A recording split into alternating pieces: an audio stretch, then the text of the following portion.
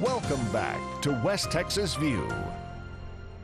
Before the break, we were talking with Dr. Joy Anderson about the difference between hereditary and environmental diseases, and you were using some examples, like if your younger sister has breast cancer, then that's probably environmental. But if your 75-year-old mother has cancer, that's probably hereditary. I mean, the other way. The mother is environmental and the sister is hereditary.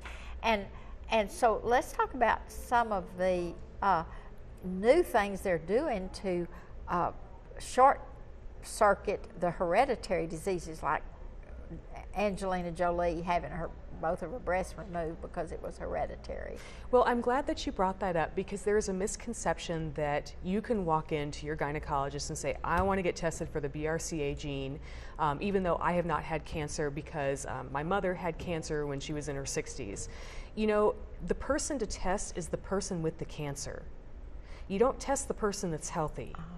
Because the thing is, they could have a mutation that we haven't identified. So, you know, there are situations like if a woman has a younger sister that has breast cancer, a brother that has breast cancer, and her mother died when she was 30. Lord, I'll tell you what, I don't care what tests you run or don't run. My conversation with her is going to be, let's go talk about what we're going to do surgically. Yeah.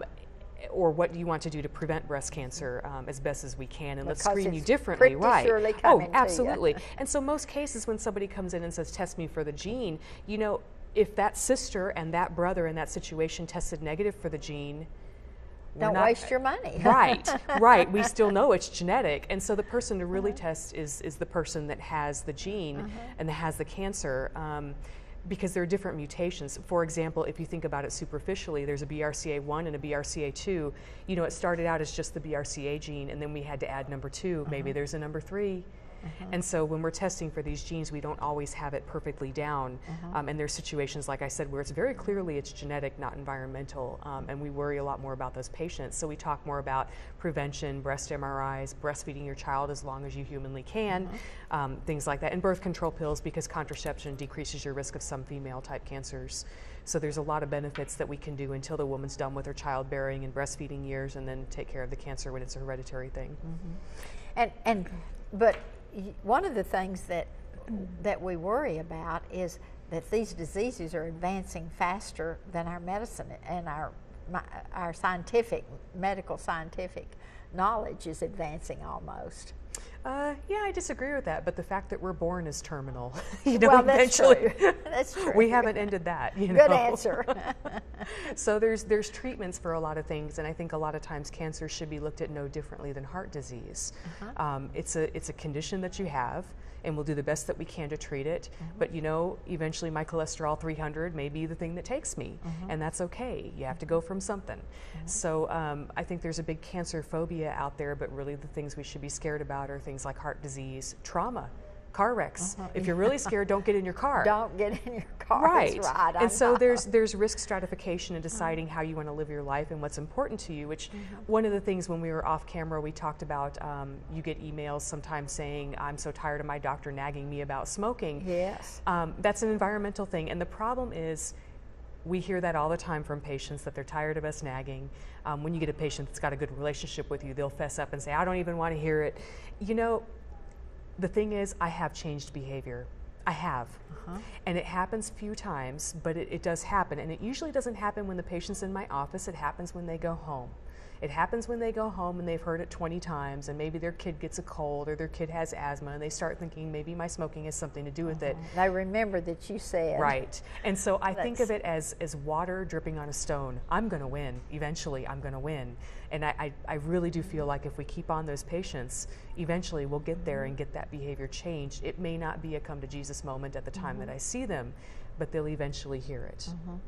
So I do have faith. You know, I had a friend who said to me, I quit smoking the minute I heard a doctor say the most unloving thing you can do is to smoke, drink, or do drugs for your children, because that's going to have an effect on them, whether they're unborn yet or not.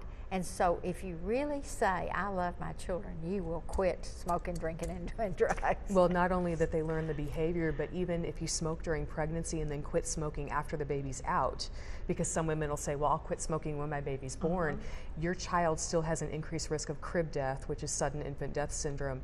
And so one cigarette you have during pregnancy can affect things, and fetal alcohol syndrome is another example of that. We don't know. There are cases of fetal alcohol syndrome where the woman really only had 1 or 2 drinks. We think that there's an enzyme deficiency in those babies or those mothers. We haven't tracked it down yet. And so you can have a friend or a mother, or, oh, a long time ago they used to tell me a glass of wine was fine. You know, heck, back in the day we used to use alcohol to stop preterm contractions. And so there's a lot of embarrassing things in medicine that we've done, but that being said, one case of fetal alcohol syndrome is something we can't predict always. But I can tell you, if you don't drink, you won't get a kid with fetal alcohol syndrome. And so, yes, these things are very rare, but it's your kid, and it's something that we can't take back. So those are activities that need to stop when you're pregnant. So when a mother says, I'd do anything for my child, okay, then these are 3 things that you can do real quick that makes a huge, huge difference. Absolutely. And the other thing is the obesity, eating correctly. It takes effort to eat correctly in our day of fast food surrounding us in every corner. But we must get knowledgeable about nutrition and how it affects our bodies. Yes, and I do think that's probably one of the hardest things to fight, even as a woman myself. It's very hard to fight that battle. It's just food is so tasty, and it's always there. You've got so little time to prepare ahead or to do your, that's something you can just grab a sandwich and... Yes, although I will argue I'd much rather have a patient that's 200 pounds overweight than a patient that smokes. Because a 200-pound overweight person could be healthier than the patient that's smoking. That is interesting. That is a very interesting statement.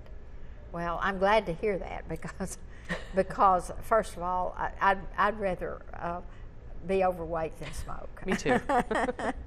Okay, but anyway, getting back to the environmental issues, what about what really causes birth defects?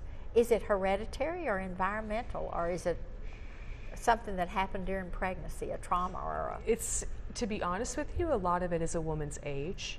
Probably half of the eggs that we have are genetically dysfunctional from the get-go, and which is why miscarriage rates very, very early on in pregnancy, before you even have a heartbeat, are so incredibly common. The numbers are as high as 50-50 in some studies when you're just 4 or 5 weeks pregnant.